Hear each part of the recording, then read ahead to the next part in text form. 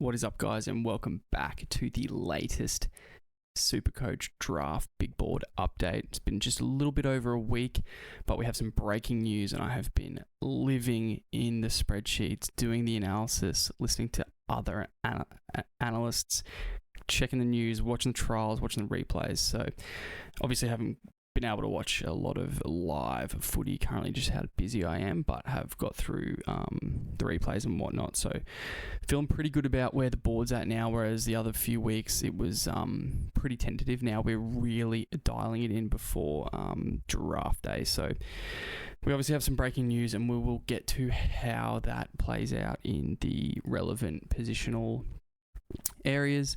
But I'm just going to quickly run through some updates. So when it comes to hooker, we've got, more accurate sort of tier list here. The reason Cook and Watson sit above Robson, Coro is just from the upside factor. There's risk. Connor Watson is an injury risk. Damien Cook is a minutes risk. But if he does play that hooker lock dual role for anything more than 70 minutes or 60, even 60 minutes, he's a value. So what that means to me is he sits here in a second.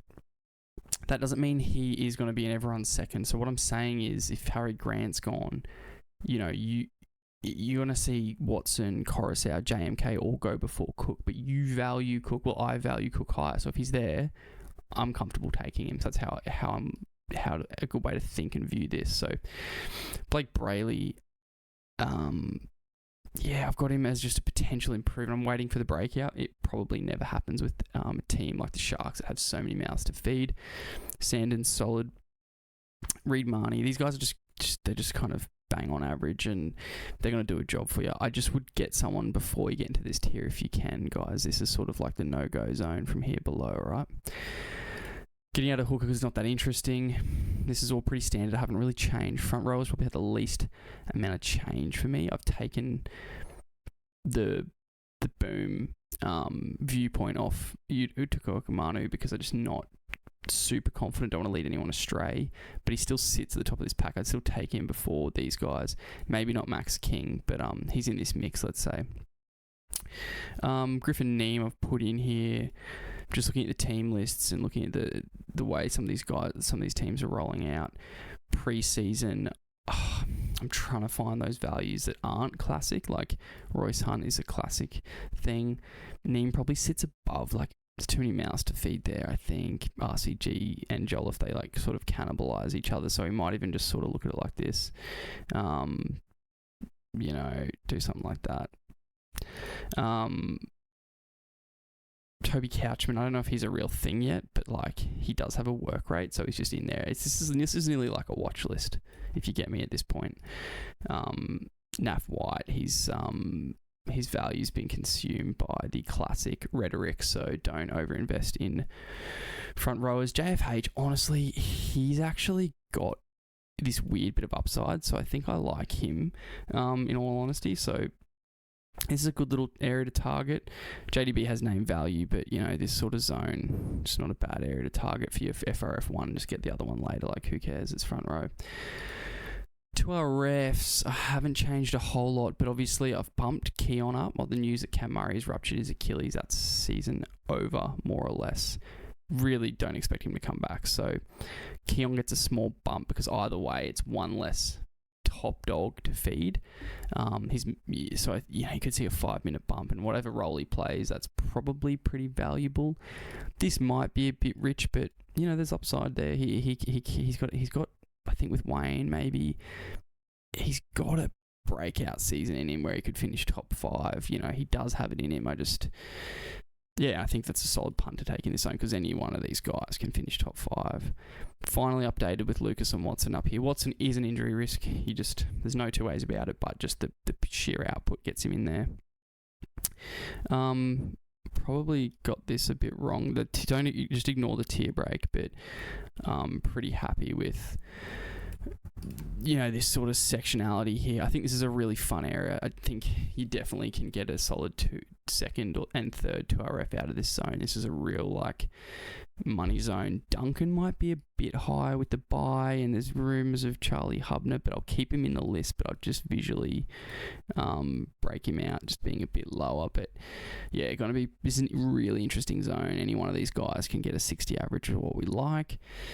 Nat Butcher, he's probably a bit low. He probably makes this group here if he gets a starting spot.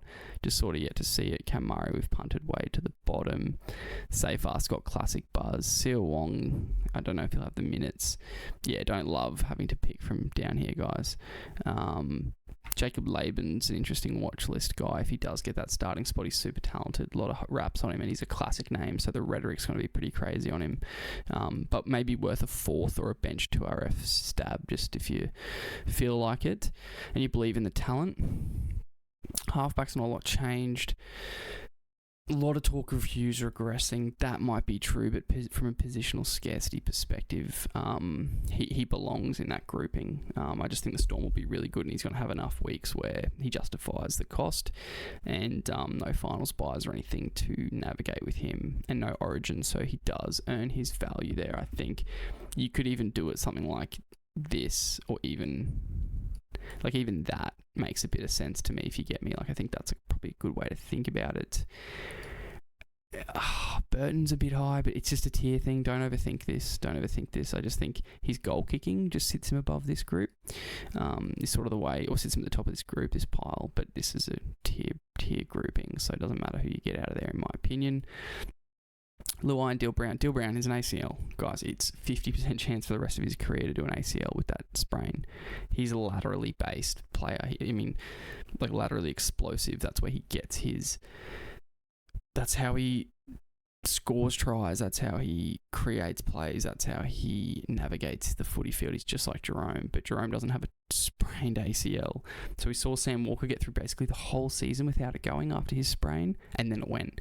So you could have the same with Dylan Brown. But is that what you want at the price you pay for him? People will have forgotten that is sprained, and they will draft him high. I want it to be someone else's problem, because he doesn't even have the ceiling to justify it. So he is a third to fourth rounder, maybe even fifth. I've got Isaiah Katoa a little bit high, but I like the talent. He should be running the show. I mean, Nikorima's still there, but yeah, maybe that's a bit high, honestly. I just would prefer him over basically all these guys, right? So maybe I'm crazy. Maybe he belongs in this pack and someone else drops out. But this is my board, right? You don't have to agree with me. I'd rather get him the year before he kind of has his kind of breakout season where he does average 60. And given the dire nature of the halfback position, like if it's a 10-team league, and I mean, there's a bit of... It's not real depth. It's like false depth. Like, it's not real. Yeah, maybe Cody Walker now. Latrell's out, does a bit more. Yeah, like, this is a pretty personal ranking to have him there. Where do I have him on my board over here?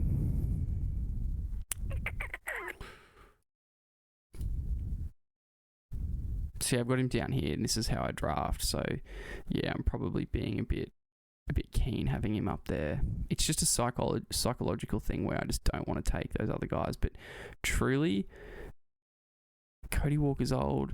Fogarty does kick goals. Does that just give him a better floor? Reynolds is so old and injury prone. I just don't like anyone more. Maybe Sandon Smith's a bit better. Maybe it's something like this, right? Might be a better way to think about it. So yeah, we're updating it live, guys. 5/8. I've done a correction here. This is like, I'm comfy with this. This is a huge group. It's probably a bit inaccurate. So what I think I would probably do is go like this, and we just create a bit of a tier break here where I think, yeah, I'm happy with Ben Hunt. He's going to score points. You know, Dylan Brown, he's in the same tier. Look, it's probably something like Tom Dearden. is it something like that?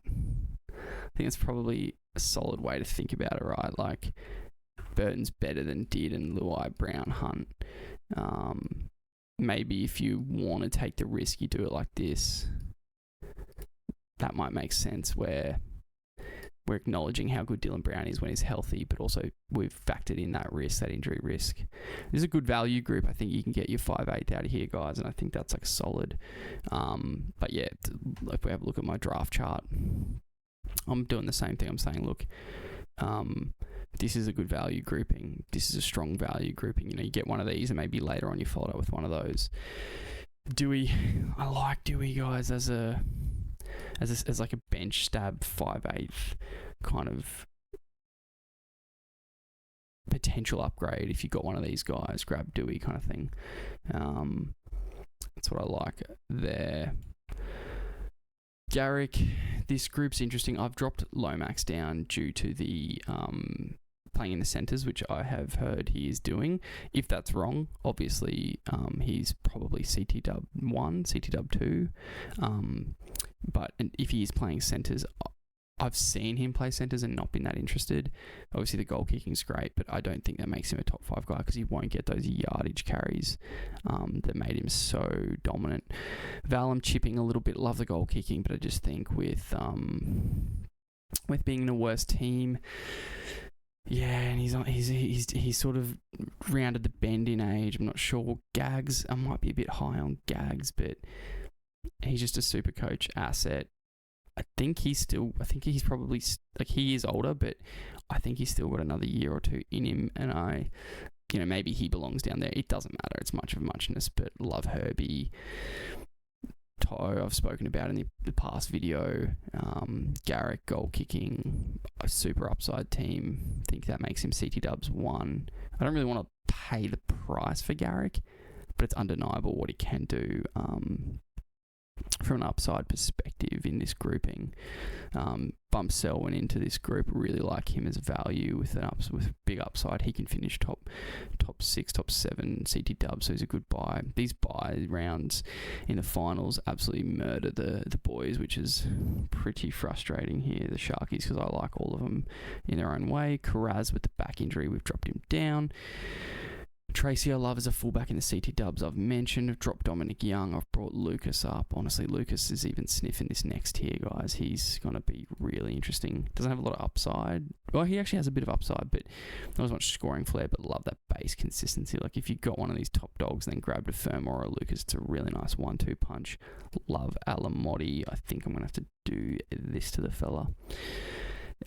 This is your value. This is where you want to get two dart throws in out of this group, I reckon. Don't love Meany, but he belongs here, I think. Same as Brian Kelly. Yeah, interesting. Really interesting. Let's have a look at my CT Dub wall. You'll just see my value spots. This whole pack, you want to get 2 of 3 out of here, I reckon, for sure, and then throw a dart later down here. I reckon would be a really good approach. Specifically this group here with Giral, the McLean boys, Tungo, Howarth. Love that. Don't think Jesse gets a spot, even though he's older than Casey. Casey looked pretty good last year. Does he? And I think he's a bit bigger than Jesse from memory. So I like that grouping there. CT Dubs is exciting. This, as always, it's always a lot of options, a lot of potential to really hit. Who else have we brought in? For the Army's interesting, bit of hype around, like a few people buying his stock. I think it's interesting. I don't know if I draft him, but he's a watch list guy, so do that. Munro takes a hit with the maybe subs too low here. Like Mariner, Munro takes a hit with Latrell being out for a few weeks, and Munro's just injury risk. This is an interesting group. There is some value in here. Might have to think about how I've done this one, but yeah, it's hard because I'm managing 2 sheets. So, if you got any issues, just jump over here and have a look at where it is, because I feel like this is my most accurate one for now. Fullbacks, guys, the big news with Latrell going down. He's still a top 10 pick for sure. even though this makes it look like he's not. I don't like him, so like, you know, I was never big on him with the bye and the injury, but like in terms of drafting, he still should go 8 to 12 somewhere. And then you just have to factor in and grab Jai Gray and just try and maybe grab one of these guys later just to sort of fill that in if Jai Gray doesn't perform, you know, like think about that for yourselves. Yeah, fullback, heaps of depth in fullback. Yeah, that's sort of it on the update side of things. Just want to say thanks to everyone who's newly subbed and has joined the Discord. Guys, in the Discord we have a pretty active community. There's a few people that are more active than others, and I've got a scoring system so you can see in that group people answering your questions. You can see how they're sort of ranked in the activities. The activity leaderboard, so you can see that they're like pretty switched on and paying attention to the footy and the Supercoach and the fantasy and whatnot. So it's really helpful if you join the Discord, but you do need to follow me on Twitter and send me a DM requesting an invite, because I do like to kind of gatekeep it a bit so we just don't have a flood of people and it's not a valuable community. I want it to be pretty a bit more of a dedicated kind of space in that regard. So follow me on Twitter, DM me for an invite. I'll flick it to you pretty quickly. And then obviously on my website, guys, these are updated, these sheets, so you can just pick and choose what you like. And if you want a copy, I can flick it to you in the Discord, but you have to go through the hoops related to that I just mentioned. This will be updated again probably by the weekend or just after next weekend with more trials, insights with injuries and how people are looking and whatnot. I do on the website have a top 36 as well, so just jump on the NRL section of my fantasy site, and the top 36 is relatively accurate, and that will just help you with your first 3 picks of snake draft, trying to get them right. If you have any concerns, I'm trying to help people view and think about their first few picks because they're so important. So check that out if you haven't already. Otherwise, like, comment, and obviously subscribe if you're new and you're enjoying the content.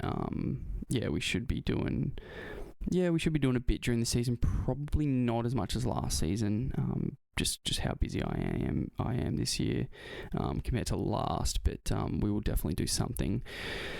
Haven't quite landed where I'm going with that, but stay tuned, hit sub, hit the notifications, and definitely like and comment. It's really helps me grow this little channel, which I know doesn't help you guys because you don't want your league mates to find, but you'll be surprised how little people care about their fantasy content. They just go for it, so they use like